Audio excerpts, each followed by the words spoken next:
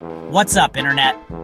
Today we're diving headfirst into the vibrant and sometimes perplexing world of Sri Lankan social etiquette.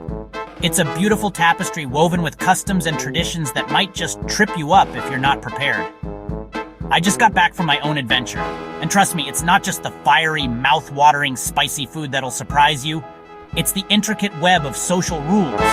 So buckle up and get ready for my totally scientific, definitely sarcastic guide to all the subtle and not-so-subtle ways you'll accidentally offend people as an unsuspecting tourist. Think of me as your cultural crash test dummy. I've already made a whole heap of the mistakes, so you don't have to repeat them. Quick disclaimer, this is all in the spirit of parody. I'm definitely not a sociologist, just a well-meaning guy who naively thought ruffling a kid's hair was a universally accepted gesture of affection. Spoiler alert, it's definitely not. Sri Lanka is truly amazing, and this is all meant in good fun. Mostly at my own expense, I assure you. So if you're currently planning a trip to this incredible island nation, or you just want to watch me hilariously step on cultural rakes, then you've come to exactly the right place. Go ahead and grab your beverage of choice, whether it's Ceylon tea or something a little stronger, and let's get right into the nitty-gritty of Sri Lankan etiquette. Or, as I like to affectionately call it, a tourist's hilarious guide to making friends and alienating people in Sri Lanka. We'll cover absolutely everything, from the perceived villainy of your left hand to understanding exactly why your feet are considered public enemy number one in many situations. So without further ado, let's do this. First rule, shoes off at the door, no exceptions. In America, we track in whatever's on our shoes. In Sri Lanka, that's a crime against humanity. You'll see a pile of shoes by the door. That's not a suggestion, it's the law. The first time, I stood there holding my shoes like dead animals, socks exposed, feeling like a total tourist. You'll do the awkward one-legged hop, then realize you forgot your phone in the tuk-tuk and repeat the process. By the end of the day, your calves will burn and you'll have a deep fear of doorways. Forget the gym. Just visit a Sri Lankan family and keep forgetting things in your car. Welcome to the ultimate cultural fitness program. Mealtime in Sri Lanka can be a bit of a cultural tightrope walk, especially when it comes to etiquette. It's a minefield for your hands, where one wrong move can lead to some awkward stares. The right hand is specifically reserved for eating, shaking hands, giving, receiving, basically all the good stuff. It's your go-to for polite interactions and enjoying the delicious cuisine. The left hand, reserved for, let's say, bathroom business. It's considered impolite to use it for anything related to food or social interactions. Use your left hand at the table and you're basically seasoning your food with shame. It's a major faux pas that's best avoided. I spent meals sitting on my left hand, trying to keep it out of sight, looking like I was hiding a misbehaving animal. It became quite the balancing act. Every time I reached for my water glass with my left, I froze mid-air like a malfunctioning robot, suddenly aware of my cultural blunder. If you're left-handed, I'm sorry, this might be a bit of a challenge for you. Your left hand is now in witness protection. It's time to find a safe place for it. Pro tip, tie a ribbon around your right hand so you don't forget. It's a colorful reminder to stay on the right side of etiquette, or just eat with your face. It's probably safer, and might even be a little bit funny. Welcome to the Right-Handed Olympics, where dexterity and cultural awareness are gold medal skills. In many Western cultures, a friendly pat on the head is a common and accepted gesture. It's often seen as a sign of affection, encouragement, or even just a playful interaction. But in Sri Lanka, it's a major taboo, a cultural no-no that can lead to some very awkward and uncomfortable situations.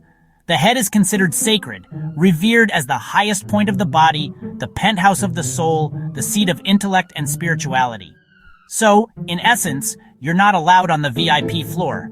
It's a restricted zone. Touching someone's head, especially a child's, is deeply disrespectful, as it's seen as a violation of their personal and spiritual space.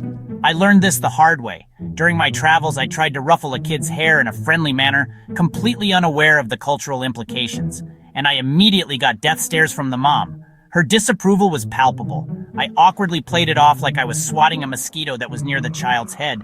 But let's be honest, no one bought it for a second. So treat everyone's head like a priceless museum artifact, something precious and culturally significant.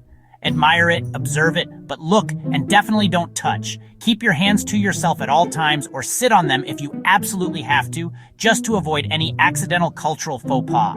Remember, what you might consider a friendly gesture is, in their eyes, a personal space invasion, a breach of respect. Think of everyone as having an invisible force field, a protective bubble around their head that you should never penetrate. It's definitely not a coconut, so don't even think about tapping it to check for ripeness. Buying something? Use both hands to give or receive money, gifts, anything. One hand? Rude. Both hands? Respectful. If you're holding something, use your right hand and touch your right forearm with your left. It's a beautiful custom, but a logistical nightmare for tourists juggling phones and wallets. I spent half my trip fumbling at counters, finally realizing why the cashier was just staring at me. Practice at home. Hand your remote to your dog with both hands. It's a small thing, but it means everything. Master the two-handed handoff, or prepare for awkward standoffs. See something cool? Don't point with your finger. It's rude. That trusty index finger? Basically a weapon here. Instead, gesture with your whole hand, palm up like you're presenting a magic trick. Or use a subtle chin jut. My finger has years of pointing experience, but in Sri Lanka, I had to physically restrain it. You'll feel like a game show host presenting a prize, but it's better than offending someone. Adapt or risk looking like you're accusing a building of theft. Open palm gestures, your new superpower. The traditional greeting is Ayubowan, with palms together and a slight bow. It means, may you have a long life. Elegant, meaningful, and impossible to pronounce correctly on your first try. Locals will smile politely as you butcher it, but inside, their ears are bleeding. The gesture is tricky too. Too fast you clap, too low you almost fall over. I practiced in my hotel mirror and still sounded like a broken Pokemon. Eventually, I just smiled and waved. The universal language of please be nice to me. It worked, but I still dream of nailing Ayubawan one day. Until then, big smile, awkward bow. In America, we call everyone dude or man. In Sri Lanka, that's a no-go. Respect for elders is non-negotiable. Use auntie or uncle, even if you're not related. Calling an elder man is like spitting on their shoes. I learned this the hard way. Thanked an older man with thanks, man, and watched his face fall. You have to police your vocabulary. Swap out dude for sir, ma'am, or uncle auntie. It feels formal at first, but it's how it's done. Leave your casual slang at home or prepare for disapproving glares. It's a small shift, but it means a lot. Show respect, get respect. Don't be the rude tourist. Temples in Sri Lanka are stunning, but there's a strict dress code. Shoulders and knees covered. This is a sign of respect, but also a recipe for heat stroke in the tropical sun. My go-to shorts and t-shirt? Deeply offensive to the gods.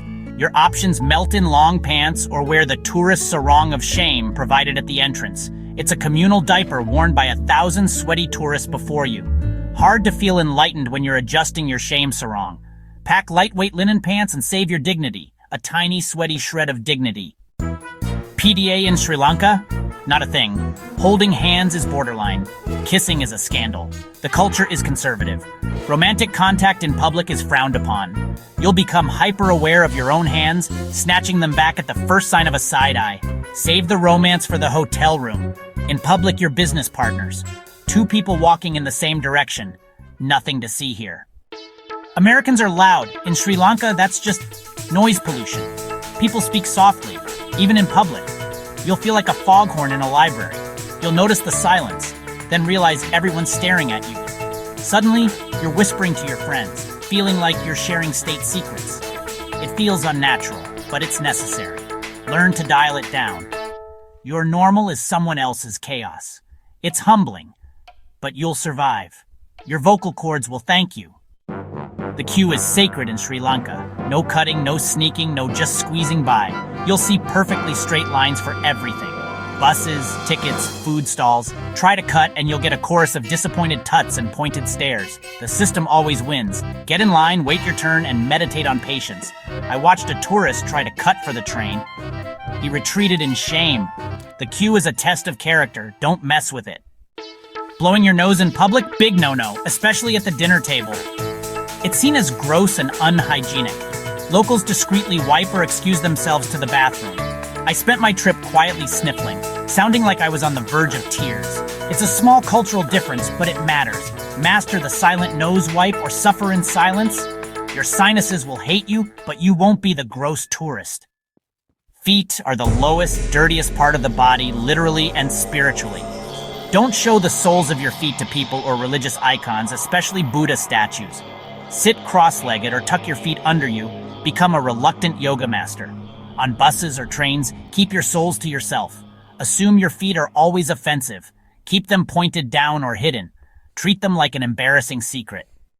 Sri Lanka is photogenic, but many sacred sites have strict no photography rules. Ignore them, and a security guard will materialize to shame you. Never take a photo with your back to a Buddha statue. It's deeply disrespectful. Your pics or it didn't happen philosophy will be tested. Sometimes, you just have to experience the moment without documenting it.